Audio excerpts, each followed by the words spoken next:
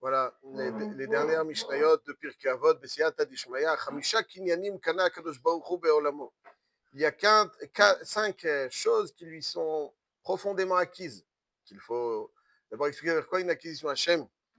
Il connaît à Kol, mais Chamisha Kinyanim Kana Kadosh Baruch Hu Be'olamo. Hachem a 5 choses, d'autres Girsaot Arba, ici il y a marqué 5 choses que Kadosh Baruch Hu a acquis. Torah Kinyan Echad, c'est quoi les 5 acquisitions d'Hachem que nous cite le Pirkei Avot? Torah Kinyan Echad, Shamaim Va'aretz Kinyan Echad, les cieux et la terre, Kinyan Echad, Avraham Kinyan Echad, Israël Kinyan Echad, Beit HaMikdash Kinyan Echad. Donc les 5 Kinyanim, c'est Torah, Shamaim Va'aretz, Avraham Avinu, Israël et Beit HaMikdash. C'est les 5 Kinyanim. Et il y a des psukim à l'appui. Et la Mishnah conclut à la fin, Kol ma shebara kadosh baruch hu be'olamo lo bira'u la lichvodo, שנאמר, il y a un pasuk de Yeshaya qui nous dit, Kol הנברא bishmi velichvodi berativ, yetzartiv af asitiv. Tout ce qu'Akadosh Baruch Hu a créé, c'est pour son kavod. On va essayer d'approfondir un petit peu ce qu'on peut goûter dans ces 2 dernières Mishnayot. C'est quoi? Chamisha kinyanim kana Akadosh Baruch Hu be'olamo. Hachem pour acquisition 5 choses. Quoi, il est tout. Beis Hamikdash. Marqué. Oui, c'est sûr, il y a quelque chose. Alors, c'est quoi, bien sûr, vous avez raison. Alors, c'est quoi ces 5 choses? Maïnian, 5 choses, c'est quoi? Tout le monde est à lui. Il y a quelque chose qui n'est pas à lui. La Shem Haaretz Ubloa. C'est quoi ce Rabbi Shakir? Il y a plusieurs explications. Celle qu'on va essayer d'évoquer, c'est celle du Sfat Emet qui rapporte plusieurs fois au nom de son grand-père, le Chidushé Harim. Le Sfat Emet est le petit-fils du fondateur de la Chassidoute de Gour, qui lui-même, Chidushé Harim, était un des élèves du Admour de Kotsk, de Reb Simcha Buna Mipshisre.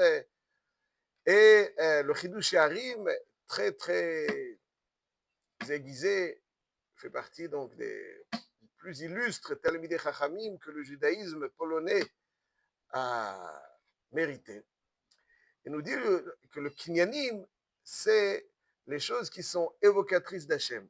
Lorsque il y a une propriété, la propriété a pour singularité aussi d'évoquer son propriétaire. Donc ça veut dire qu'Hachem, il nous a entourés de choses qu'il évoque, de kinyanim qu'il évoque. Ouais. Kinyan echad, c'est une acquisition, mais je crois que les chassidim disent kinyan du echad. Kinyan echad. C'est-à-dire qu'en fait, il y a plein de choses dans le monde, mais Hachem nous a entourés de choses qui, finalement, vont nous indiquer que tout va vers le echad. Kinyan echad. Quand on voit la Torah, donc ça veut dire qu'il y a ces choses évocatrices, c'est-à-dire qu'on ne peut, en les approfondissant, ignorer le divin. Il y a des choses que tu ne peux pas ignorer le divin. C'est-à-dire, Torah, celui qui étudie la Torah, pas qui étudie la littérature seulement. Ouais. La Torah, celui qui étudie la Torah, il est en extase devant cette chokhma divine. La Torah évoque Hachem. Shamaim va'aretz kinyan echad, lorsque quelqu'un approfondit la création. Shamaim va'aretz. Il voit la création dans tous ses composants. Et la création, si quelqu'un n'est pas sourd, cette création parle.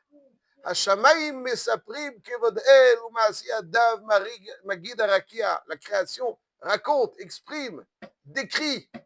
Yom li yom yabia omer, velayla lilayla yechavedat. En omer ven devarim. Alors c'est quoi? C'est pas aval, beli nishma kolam. Elle décrit.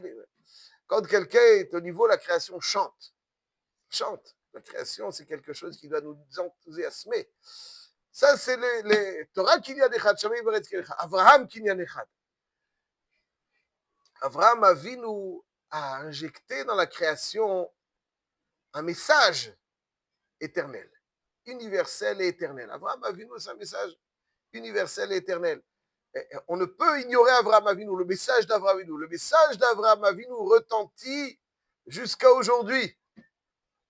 Jusqu'à aujourd'hui, Avraham, El toldot Hashamaim ve'haaretz behi bar'am. Al tikre behi bar'am la be'Avraham. Donc ça veut dire qu'un homme digne de ce nom est entouré de choses qui lui raconte la grandeur du Créateur. Lorsqu'il approfondit un peu la Torah, quand il voit un petit peu la nature avec plus de profondeur, et quand il entend un message, ok, cette nature, elle me dit, Abraham Avinu aussi, il me raconte, Israël Kinyan Echad, l'existence du peuple juif est miraculeux.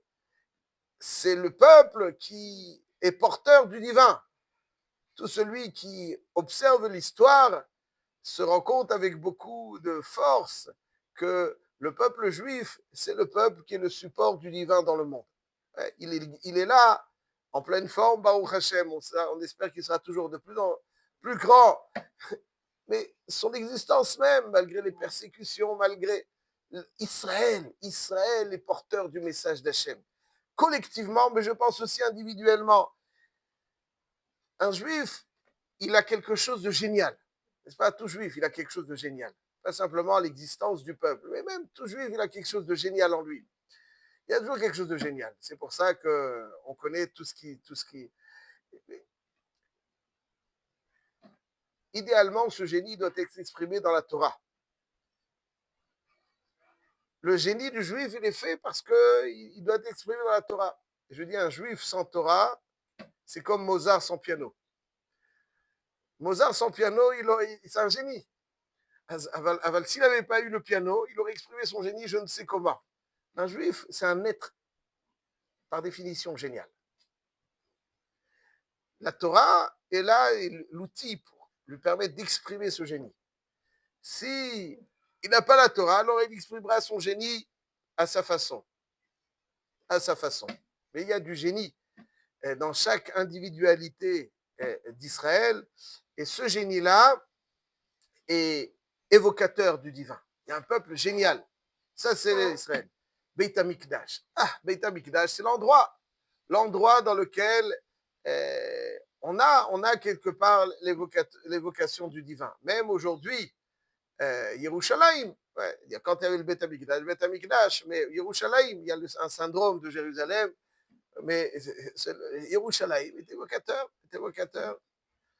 Beit HaMikdash est là où donc ça veut dire que Hachem nous a entourés. Personne ne pourra dire à 120 ans, oh, je ne savais pas, j'ai pas pensé. C'est pas possible. Quelqu'un qui finalement n'est pas 100% distrait et qui approfondit un tout petit peu et qui observe un petit peu un coucher de soleil, une belle fleur, une belle plante, un bel arbre, ou qui apprend un livre de Torah, ou qui a écho du message d'Avraham Avinu, ou bien qui ne cherche pas à nier l'évocation du peuple juif, nier la kdusha de l'endroit du Beit HaMikdash. Tout cela envahit tout être humain, où qu'il soit, d'évocation du divin. Ça, c'est Chamisha Kinyanim. Hachem, il a des Kinyanim qui, lorsqu'on les voit, c'est divin, c'est l'évocation du divin. Et finalement, tout ce qui existe, conclut la Mishnah, évoque le kavod d'Hachem. Est-ce qu'un juif, un seul jour, pourra dire, bon, mais moi, et même les événements se dirigent tous vers un seul et unique objectif. Tout va l'Ichvodo, révéler le divin dans la bria, le kavod d'Akadosh Baruch Hu. Tov yatzar kavod lishmo. Tov yatzar kavod lishmo.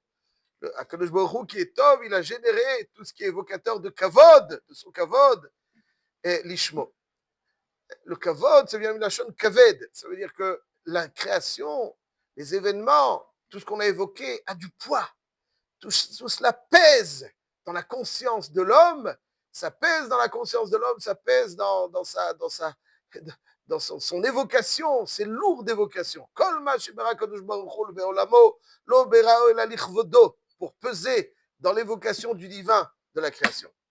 Et là, mes chers amis, juste pour terminer, sur le point donc, qui a marqué dans ma Sechet Makot d'Afraf Dalet, Ba Hamakouk Ve'imidam al-Achat. C'est quoi donc la base sur laquelle donc un juif, le monde, mais le juif plus précisément, doit tenir? Qu'est-ce qui le tient?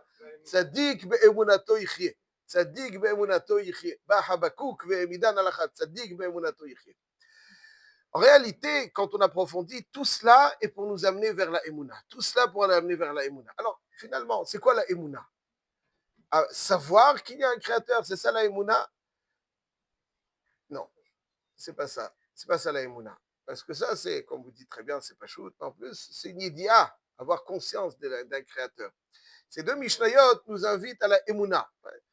C'est une question que Rav Shach, dans la vie Ezri, apporte au nom de Reprem Ibrisk. Il dit pourquoi Emouna? Emouna, a priori, c'est pas un mot qui est trop approprié à la foi juive, qu'on va essayer de la foi, donc de façon générale, mais foi juive.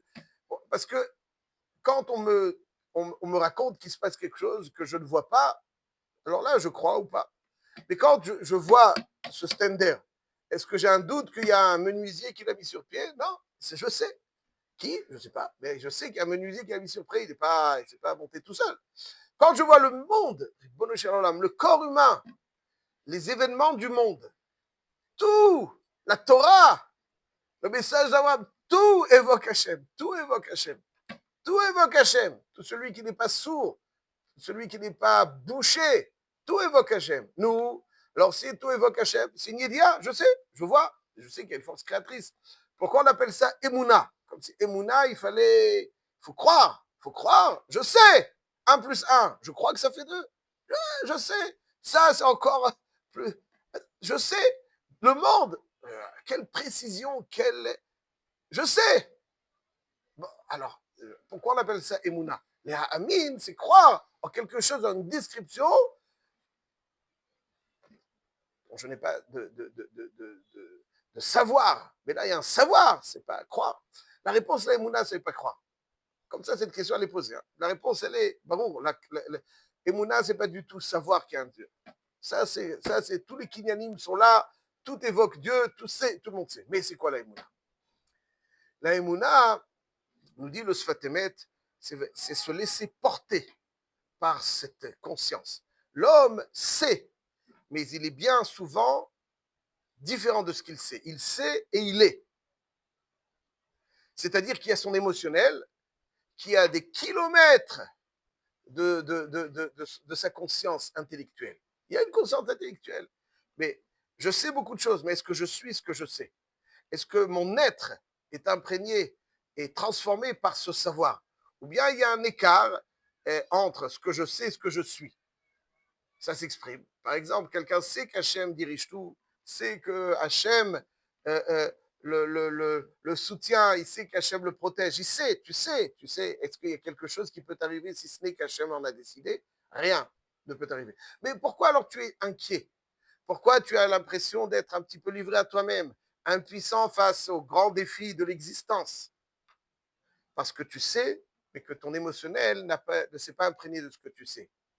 Quelqu'un qui a la Emouna, ça génère en lui cette sérénité qu'on appelle le bitachon. Le bitachon est l'expression de la Emouna. Ça, c'est ce qui fait la grandeur de notre nation, c'est la Emouna et le bitachon. On dit chaque matin, Ba'avur avotenu shebatruvach vatelamedem chukei hayim. Ba'avur vatelamedem chukei hayim. C'est quoi le bitachon? C'est quoi le bitachon? C'est quoi le bitachon? Le bitachon, c'est d'abord ce qu'on a décrit, savoir cette sérénité.